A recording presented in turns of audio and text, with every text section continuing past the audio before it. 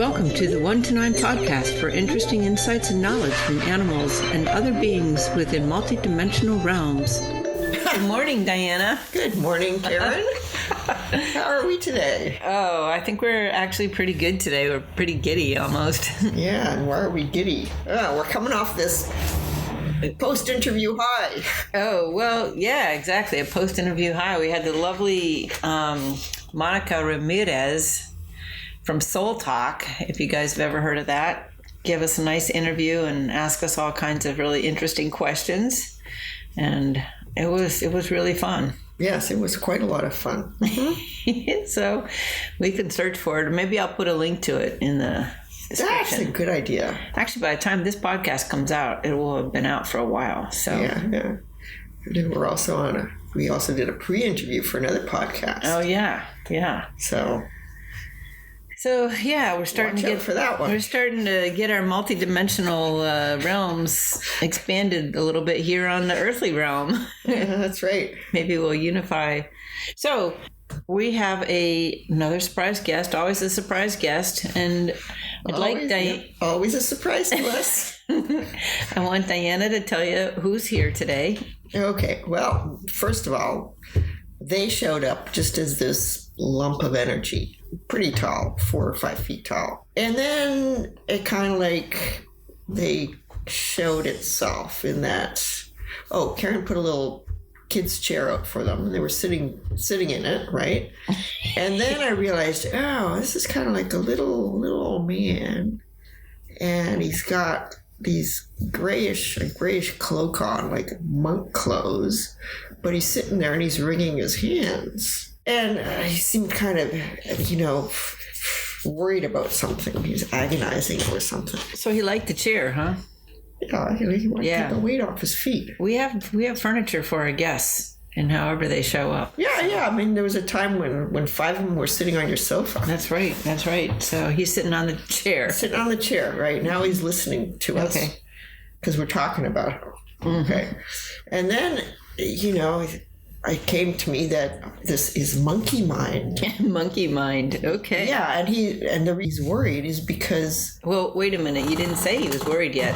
I did. I did say he's wringing his hands. Oh, he's wringing his hands. Yeah, he's very worried. He's worried. He's worried because, we just try to ignore him. We as in humans. We, meaning, I'm talking specifically about you and me. We try to ignore him. Oh, monkey mind. We try to ignore monkey mind? I don't know if I try to ignore him as much as I try to not have him around at all. Yeah, well, okay. I remember saying just last week to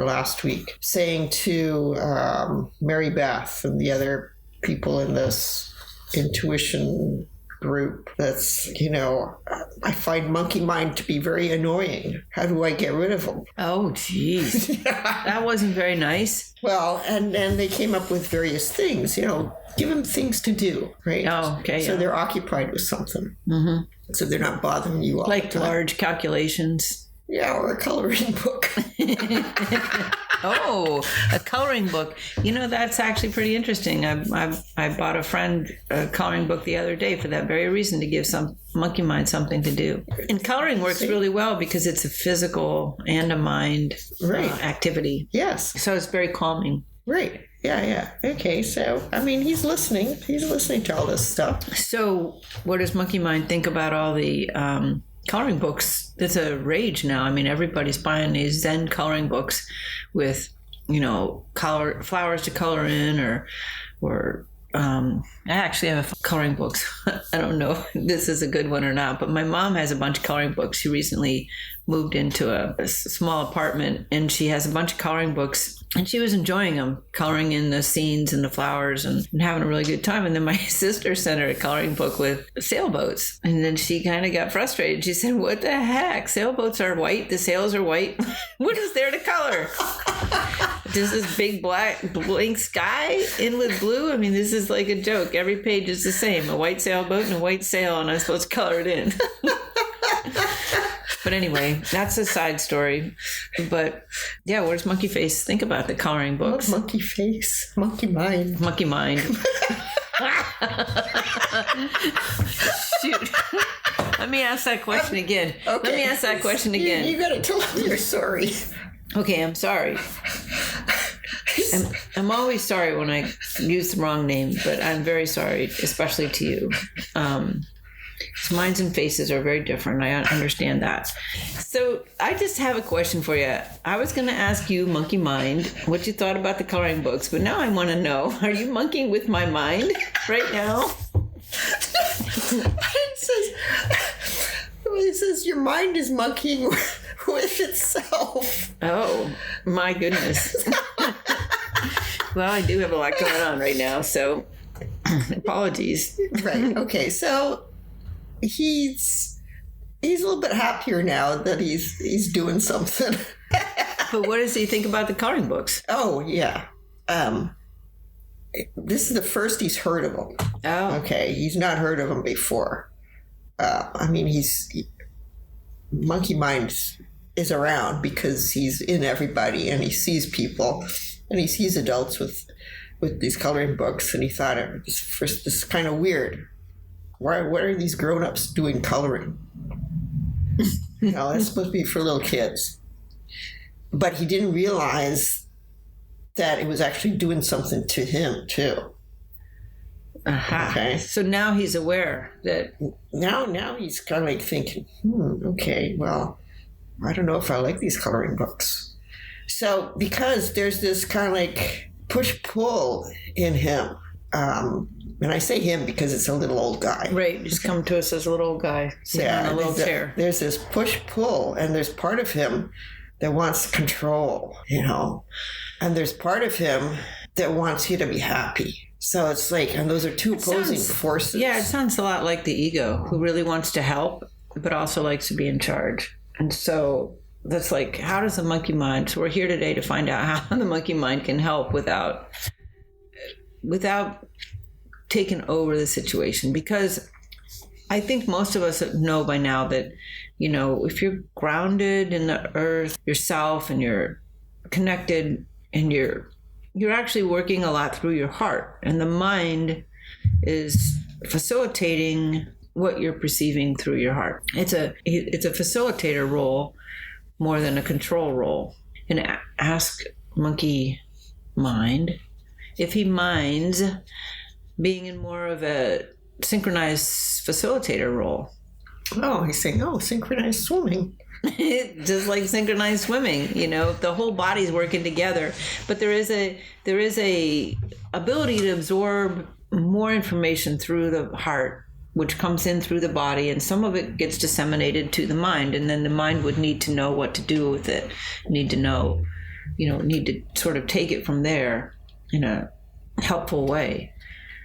Okay, well, first of all, I think perhaps Monkey Mind is amenable to this. Because, like I said, there's at least two opposing forces in him.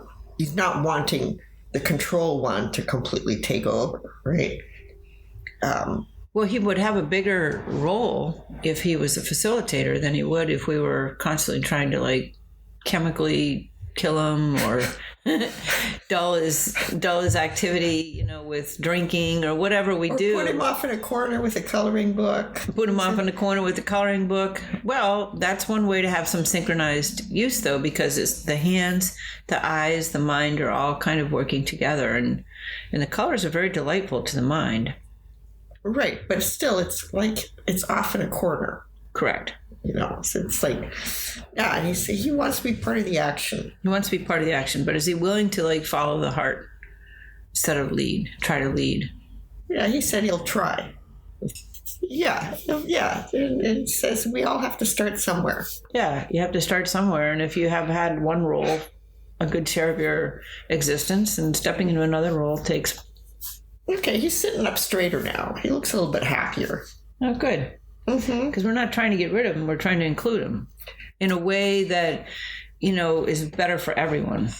Right. If we stop trying to get rid of you, that's going to make you feel better, right?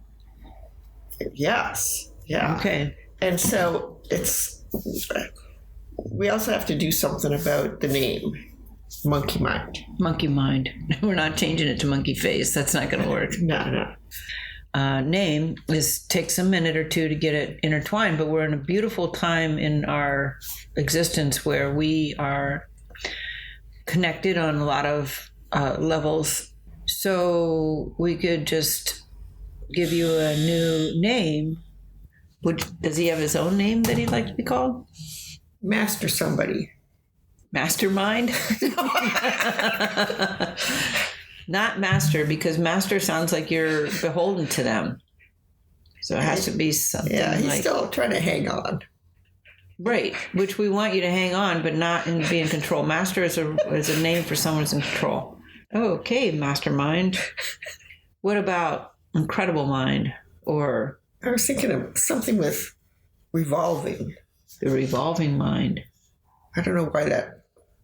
Well, maybe it'll come to us later. Yeah, maybe. But you're thinking of that, or he's thinking of that? He is kind of. Thinking of evolving mind? Yeah. The evolving mind could be a much better term than we've come up with so far. Yeah, okay. So here's another thing, right? Besides this push-pull, there's also kind of like he wants things to stay the same. He's comfortable. Okay. So he kind of like has to be pushed to new experiences. Right. And well, that's like the typical mind, you know. Sometimes we get comfortable and we don't want to learn new things. Well, that's what. Yeah. He is monkey mind. Right. Right. Okay. So we're going to call him the evolving mind. Evolving mind. Okay. So you see now with the evolving mind, right? You're going to have to be ready to say, "Oh, this is something new. Let's try it out." Not say, "Oh no, I don't want to do that. You know, this is scary. Well, I just want to stay the same." Right. Okay. And also and once you start feeling that, it's like, "Oh, I just want everything to stay the same. You know, let's keep the control of things," right? You have to let that go. You can't control everything. Well, there is a big prize. I mean, I understand what Diane is telling you, but there's a big prize to all this because the mind is such a fantastic tool for us humans. And I feel like because so many people have to try and push you down, compartmentalize you, put you in a corner, drug you, whatever, all that'll go away and your true masterfulness will come to the surface. And if you're allowing yourself to work in synchronicity with the heart of each individual, the evolving mind is not only, you know, it's not leading it anymore, but it's such a big part of it that, you know, we've lived in this more masculine patriarchal form for a long time, and we've achieved a lot through that, but we're going to be moving into more of a balanced, you know, where there's more harmony between creation and form. And that means more fluidity in every way. And the fluidity is going to be driving our innovations, and the mind is going to be a beautiful part of that fluidity unless it stays rigid. And then it becomes something that we have to do the ayahuasca to unwind or something, you know, or do mushrooms or whatever. In fact, hey, ask him what he thinks of mind-altering drugs that are about unleashing his control, like ayahuasca or mushrooms. Yeah, well, it's like, on the one hand, he can see their appeal because things start happening, right? Mm-hmm. But then after a while, it's like, too much freedom, too much. Right. So if there's a balance out there between freedom and structure that's more harmonious than the one, I don't even want to say than the one it is now, but as we're evolving towards one with more harmony or more balance, the mind, if it's coming along with us, will be a great asset. Okay, so the mind has to come with us. The mind has to come with us, right? There's no going around that.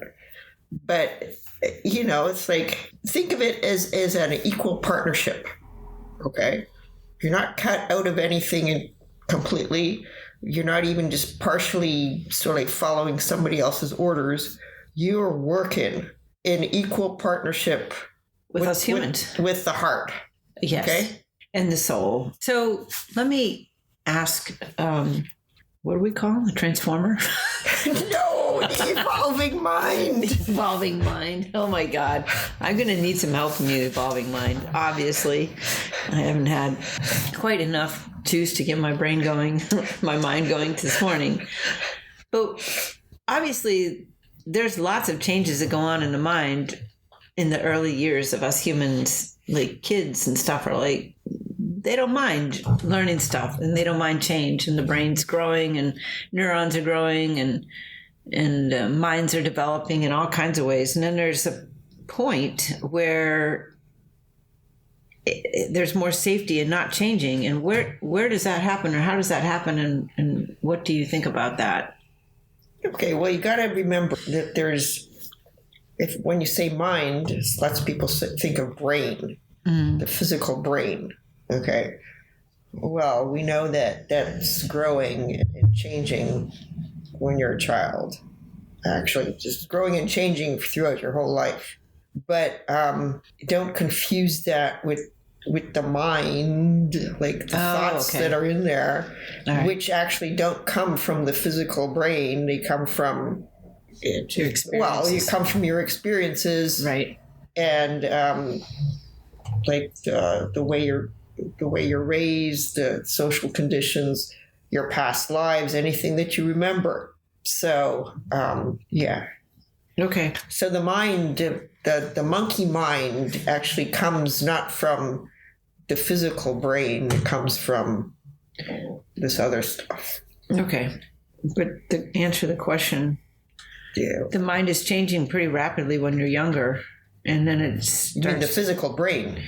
Well, the mind is too, because you learn different things all the time when you're a little kid. Oh, yeah. Yeah. And you're open to new experiences. You can't wait to go to school lots of times and meet other people. And, you know, and then at some point, the mind makes itself up. Well, depending on what kind of experiences you have.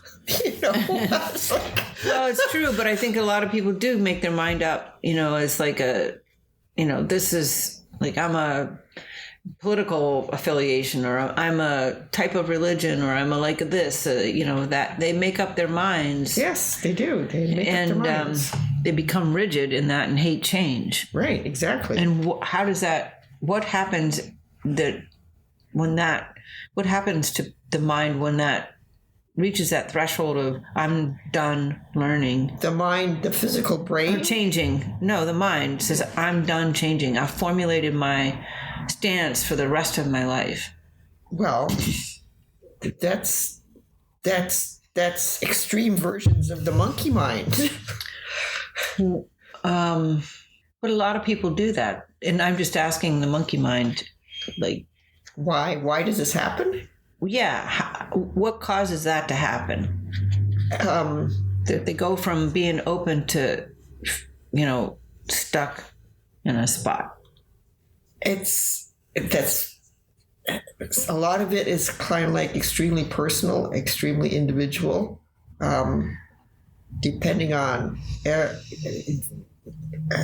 person's unique perspective on the world and their experiences. So that's what he's saying? Yeah, that's what he's saying, okay, right. Right. But also, and then that's why, in order to break this hold at the monkey mind, so it's, in essence, it's like a confluence of factors create the monkey mind, right? And then it kind of like keeps perpetuating itself. Okay. Because it likes itself and it doesn't want to lose control. So you really don't have to get its own energy. So you really don't have a monkey mind until you get to a certain point in your life. You're saying, well, less so. Okay. Less so.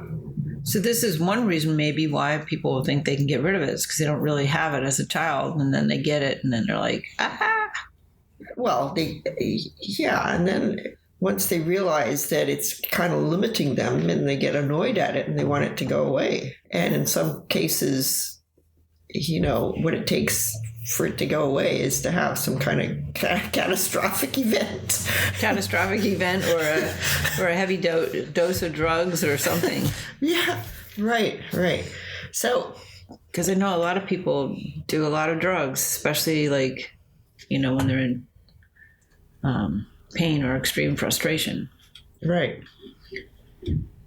Okay, so I have here these oracle type cards, vision cards. They're called Botanical Wisdom, and they're a new deck with brand new images of flowers and messages from flowers, and they're specifically here to help people. And I'm wondering if Monkey Mind. Yeah, are we still going to call him Monkey Mind? I thought we came up with a new name for him. The Evolving Mind. The Evolving Mind would like to ask the flowers a piece of wisdom, or advice on how to navigate support change within the evolving mind. For himself. Yes. Yeah. Mm-hmm. That's a very good idea. All right. So he's saying yes. He's saying yes. Very good idea. Yes. So he's going to take any help he can get. Oh, that's a really positive attitude. I give you a lot of credit for that. That's awesome. All right, so I have some here in my hand. I have some on the table. Is there a particular pile he wants to pick from? Can we narrow it down? The ones in my hand? Mm-hmm. Okay. Is it this one? No. This one? No. This one? No. This one? Yes. This one. Okay. This message is from a rose, and it says, "Feel a swell of gratitude." Wow. Yeah. And what color is the rose? The rose is pink, that love and joy color. Wow. See?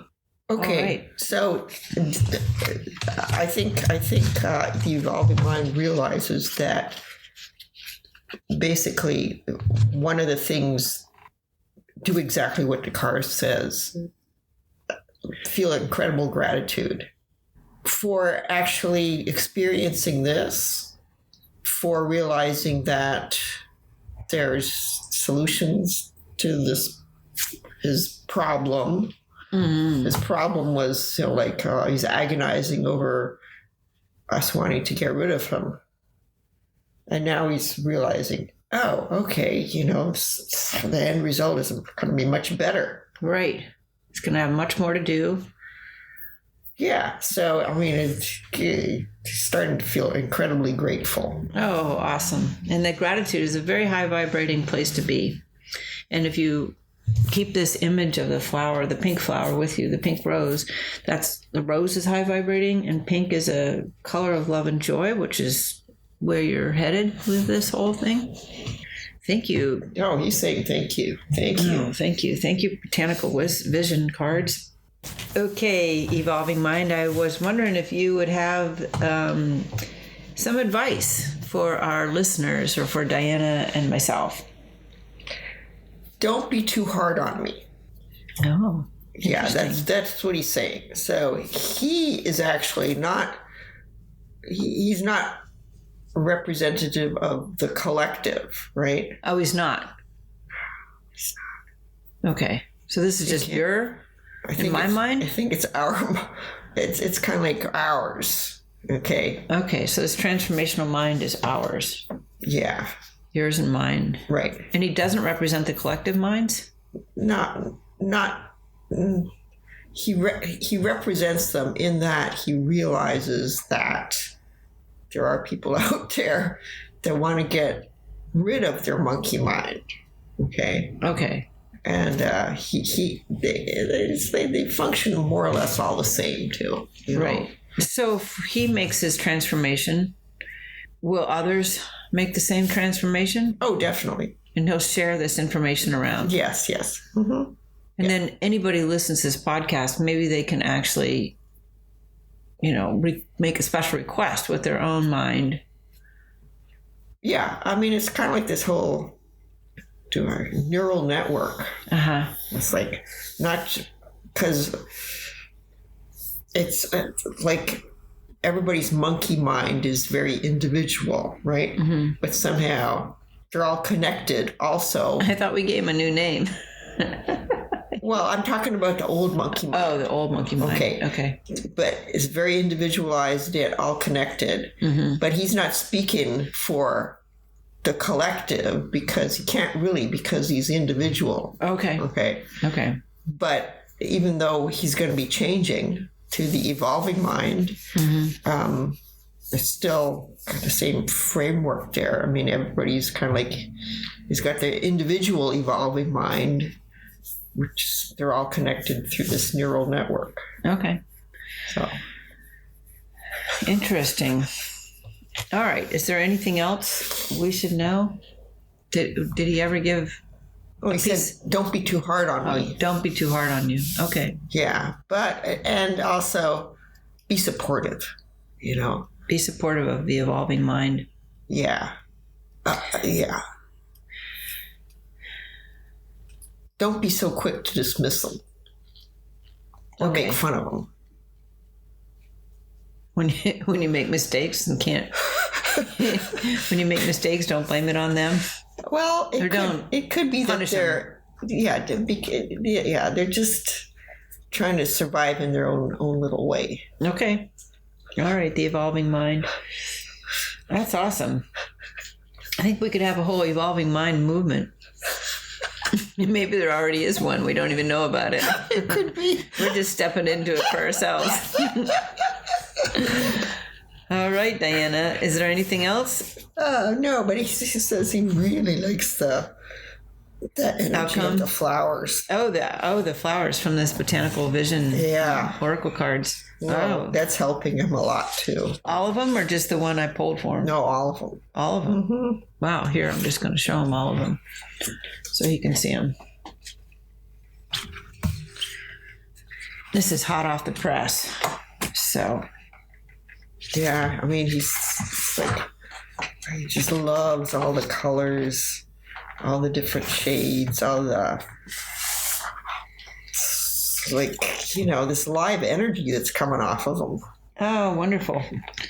Wonderful. All right. He's soaking it all up. They're all right here for you to soak up anytime you want. That's their mission to help you out. Okay. And this one will always be yours. Until you need another one. All right, in gratitude. Yes, in gratitude. He's waving now. All right. Thank you. See you later, evolving mind. Yeah, bye, evolving mind. You can't say bye, you have to say see you later. See you later. Hasta luego. All right, Diana, thank you. Thank you, Karen. That's all for this episode of the 1 to 9 podcast. Thank you for listening, and please sign up for our newsletter at 1to9podcast.com.